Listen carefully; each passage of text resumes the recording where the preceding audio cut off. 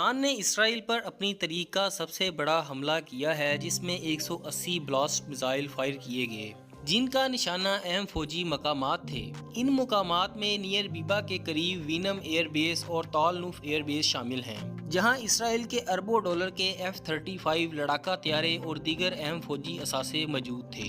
दीगर जगहों में सहरा में वाक़िया हैक्ज़रीम एयर बेस और ताल अबीब में फौजी हेडक्वार्टर शामिल हैं। ईरान ने इस हमले में फतात हाइपरसोनिक मिसाइल और शहाब 3 ब्लास्ट मिसाइलों का इस्तेमाल किया। अमेरिका ने मिसाइलों के फायर होने के मुकाम का सुराग ईरानी शहर शिराज के जनूब में एक वादी से लगाया। ये मिसाइल 1000 मील से ज्यादा का सफर तय करके इसराइल के सबसे ज्यादा आबादी इलाकों और फौजी मुकामात तक पहुँचे। 3 मिसाइल ईरान के दरमियाने फासले तक मार करने वाले ब्लास्ट मिसाइल प्रोग्राम की बुनियाद है। इस हमले के दौरान ईरानी ग्लाइड व्हीकल्स को रोकने में इसराइल के मिसाइल डिफेंस सिस्टम की नाकामी के बारे में भी सवाल उठाए जाने लगे। ये मिसाइल लिक्विड ईंधन इस्तेमाल करते हैं और 760 से 1200 किलोग्राम यानी 1675 से 2645 पाउंड वजनी वारहेड ले जा सकता है। इसका तरीकेकार ये है, मिसाइल को 90 डिग्री के जाविये पर सेट किया जाता है और फायर किया जाता है। इसका रास्ता जमीन के एटमॉस्फेयर या इसके किनारे के करीब होता है।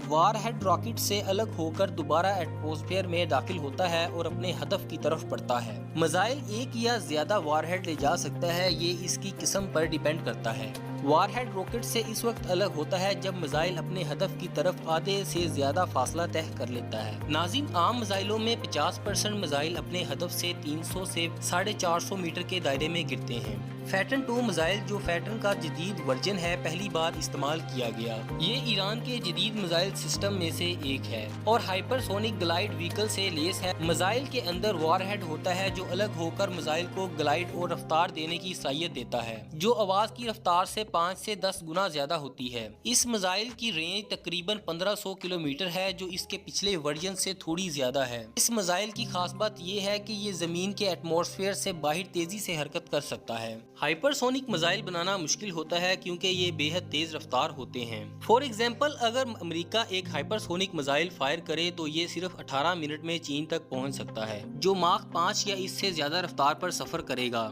ये मिसाइल खास तौर के इंजन स्कारम जेट इंजन इस्तेमाल करता है, जो प्रवास के दौरान हवा से ऑक्सीजन जमा करते हैं। इसे हाइड्रोजन इंजन के साथ मिलाकर हाइपरसोनिक प्रवास के लिए इस्तेमाल किया जाता है। चाइना के डोंगफिंग 17 जैसे ग्लाइड हाइपरसोनिक मिसाइल पहले मिसाइल हैं जो रवायती और जौहरी वारहेड के साथ तैयार किए गए हैं। ये मिसाइल अमेरिकी तैयारा ब्रदर बहरी जहाजों को निशाना बनाने के लिए बनाए गए थे, क्योंकि ये प्रवास के दौरान अपनी डायरेक्शन तब्दील कर सकते हैं, जिससे इन्हें रोकना मुश्किल हो जाता है। अमेरिका का AGM हाइपरसोनिक हथियार एक ऐसा मिसाइल है जो अपनी गाइड गाड़ी की तवानाई को बतौर हथियार इस्तेमाल करता है। रूस का हाइपरसोनिक मिसाइल जैसे कंजाल भी इंतहाई जदीद है। नाज़रीन, किसी मिसाइल को हाइपरसोनिक समझने के लिए 3 अहम खसूसियात होनी चाहिए: रफ्तार, हरकत करने की सलाहियत और कुरेक्शन। रफ्तार के हवाले से माख 1 आवाज की रफ्तार को जाहिर करता है, जो एक मेयार के तौर पर इस्तेमाल होता है। कमर्शियल हवाई जहाज माख 1 से कम रफ्तार पर प्रवास करते हैं, जबकि जदीद लड़ाका तैयारे माख 2 या 3 की रफ्तार से सुपरसोनिक प्रवास कर सकते हैं।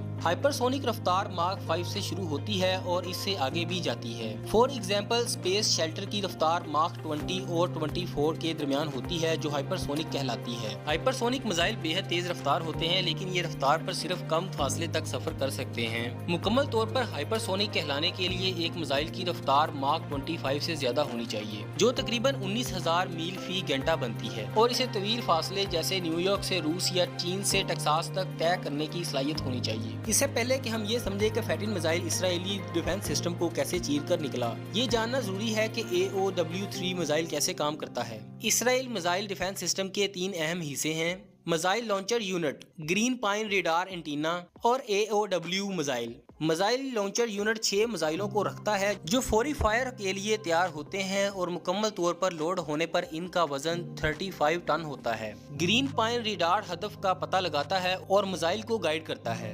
इसराइल मिसाइल डिफेंस सिस्टम के 3 हिस्से हैं। पहले हिस्सा तवील फासले तक हदफ को निशाना बनाने वाला एरो सिस्टम है, जो जमीन की फजा से बाहर मिसाइलों को रोकने के लिए तैयार किया गया है। दूसरा हिस्सा डेविड स्लिंग है, जो दरमियाने फासले के मिसाइलों को ड्रोन्स को निशाना बनाती है। तीसरा हिस्सा एरन डोम है, جو شارٹ ڈسٹینس کے راکٹس سے بچاتا ہے۔ آئرن ڈوم ایرانی بلاسٹ میزائلوں کو روکنے میں ناکام ہوا کیونکہ ان میزائلوں میں ہائپر سونک گائیڈ وہیکلز استعمال کیا گیا تھا جو پرواز کے دوران اپنی ڈائریکشن تبدیل کر سکتے تھے، جس سے ڈیفنس سسٹم الجھن کا شکار ہو گیا۔ ایرو سسٹم نے بہت سے میزائلوں کو روکا، لیکن کچھ میزائل گائیڈ وہیکلز کی وجہ سے اپنا راستہ تبدیل کرنے کی صلاحیت کی وجہ سے بچ نکلے۔